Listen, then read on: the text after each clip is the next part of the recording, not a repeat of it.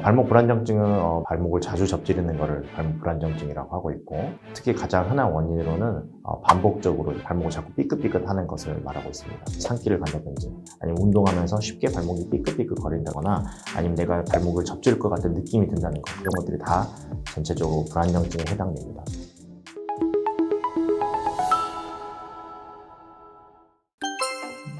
안녕하세요. 강북연세병원 정형외과 족골 전문으로 하고 있는 조준이라고 합니다. 오늘은 이제 발목에 대해서 이야기하려고 하는데요. 특히 발목에서 가장 흔한 질환 중에 하나인 발목 불안정증에 대해서 이야기하겠습니다. 발목 불안정증은 발목을 자주 접지르는 것을 발목 불안정증이라고 하고 있고, 특히 가장 흔한 원인으로는 반복적으로 이제 염좌, 발목을 자꾸 삐끗삐끗하는 것을 말하고 있습니다. 모든 관절들은 이제 관절 안정성을 위해서 주변에 인대들이 있는데, 어깨나 무릎 그런 쪽에도 불안정증이 있지만 특히 발목에는 불안정증이 좀 환자분들이 많은데, 그거는 주로 스포츠 손상에 의해서 가장 흔히 손상 오는 부위가 발목이기 때문입니다. 특히 발목 외측에 있는 인대 중에서 전거비 인대에 손상이 와가지고 그 손상이 잘 회복되지 않아서 그 이후로 반복적으로 발목을 접지르는 걸 말합니다. 환자분들이나 보시는 분들이 생각하셨을 때 얼마나 자주 접질러야 불안정증이냐 이렇게 생각하실 수가 있는데, 보통 1년에 3회에서 4회 이상 접지른다 그러면 발목 불안정증으로 보시면 될 것 같고, 그 접지른다는 게 심하게 접질러서 발목이 붓고 그런 것뿐만 아니라 일반적으로 걷는데 약간 울퉁불퉁한 길을 간다든지, 안 그러면 산길을 간다든지, 아니면 운동하면서 쉽게 발목이 삐끗삐끗 거린다거나, 아니면 내가 발목을 접질 것 같은 느낌이 든다는 거, 그런 것들이 다 전체적으로 불안정증에 해당됩니다. 그래서 발목을 자주 접지르신 분들 가장 큰 원인은 외적인 그런 손상에 의해서 오는 거기 때문에 처음에 그 손상이 왔었을 때 치료를 잘 해야 됩니다. 그건 바로 발목 염좌에 대한 치료가 잘 되어서 인대가 회복이 잘 되면은 불안정성이 잘 생기지는 않습니다.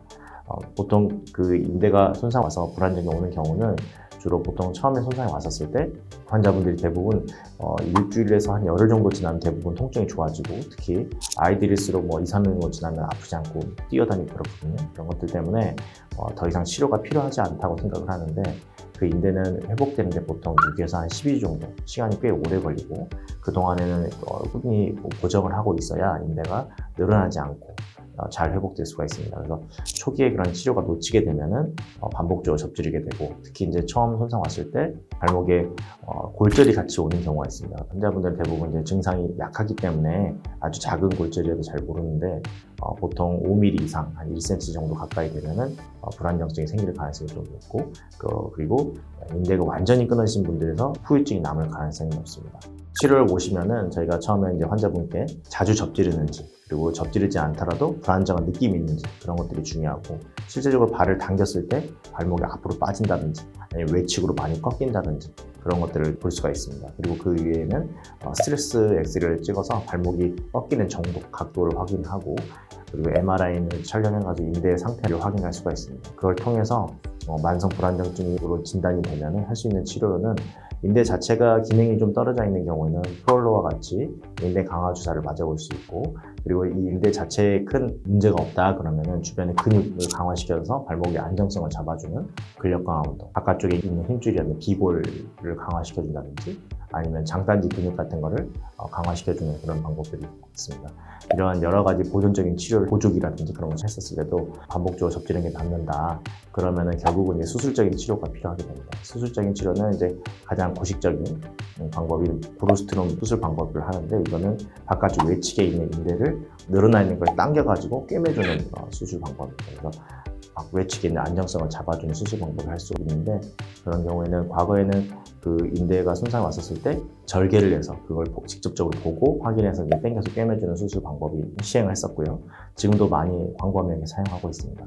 최근에는 이제 그런 수술적인 방법에 의해서 하는 게 부종도 좀 심하고 통증도 심하고 또 재활 기간도 좀 오래 걸리고 그렇기 때문에 간단하게 내시경을 통해서 안에 들어가서 구멍 2군데를 통해서 인대를 봉합을 해주는 최소절개 외측 인대 봉합술과 같은 수술 방법도 있습니다. 그래서 그런 것들을 통해서 안정성이 생기면은 한 2주 정도 목발을 쓰시고 나서 4주 정도 고정이 끝나고 나서는 이제 재활 치료를 하게 되는데, 그 재활 치료는 사실상 인대는 당겨서 건강하지만 고정 기간이 있기 때문에 근육이라든지 힘이 좀 떨어져서 그걸로 인해서 2차적으로 불안정성이 생기는 경우가 많습니다. 그래서 그런 것들을 강화시키는 근력 강화 운동이라든지 발목이 좀 굳어 있기 때문에 그런 것들 풀어주는 관절 범위를 회복시켜주고, 그리고 주변에 있는 고유 그런 밸런스 기능 같은 걸 회복시키는 재활 치료가 추가적으로 필요할 수 있겠습니다. 그래서 그 이후에는 주기적으로 한 3개월에서 한 6개월 사이에 인대가 다시 재발되는지 다시 벌어지는지를 확인해봐서 그런 건데 특별히 2년 정도 봤을 때 문제가 없다. 그러면 보통 치료가 끝나게 됩니다.